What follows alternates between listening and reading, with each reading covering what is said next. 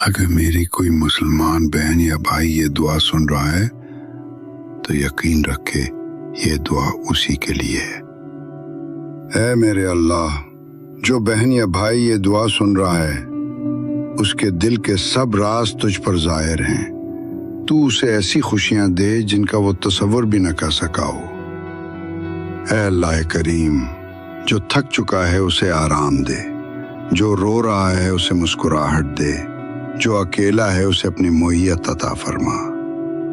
اے میرے پروردگار، جس کی دعائیں طویل ہو چکی ہیں، جو صبر سے تھک چکا ہے، اسے جلدی اپنی رحمت کی خوشخبری سنا دے۔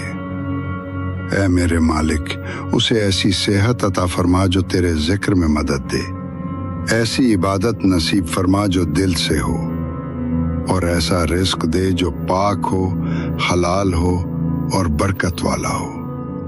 اے دونوں جہانوں کے مالک، جس کے والدین زندہ ہیں ان کے لیے راحت، تندرستی اور خوشیاں لکھ دے، اور جن کے والدین اس دنیا سے جا چکے ان کی مغفرت فرما، ان کی قبر کو جنت کا باغ بنا دے، اس کے بچوں کو نیک، صالح اور قرآن و دین سے جڑے ہوئے بنا، اور اگر اولاد نہیں تو اپنی رحمت سے نواز دے، اس کے گھر کو محبت، امن اور برکت سے بھر دے، اسے اس دنیا میں عزت دے، آخرت میں راحت عطا فرما، ایسا دن دے جو ہمیشہ تیرے قریب رہے، اور ایسی زندگی دے جس میں تو راضی ہو۔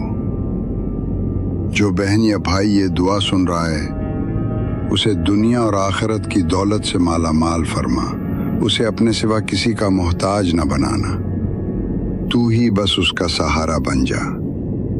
اسے ایسی ہدایت دے جو سیدھا جنت کی طرف لے جائے، نیک صحبت دے، سچائی کی زبان دے، ایمان، صبر، قناعت، شکر اور تیری رضا عطا فرما، ایسی موت دے جو ایمان پر ہو اور آخرت میں تیرا دیدار نصیب ہو۔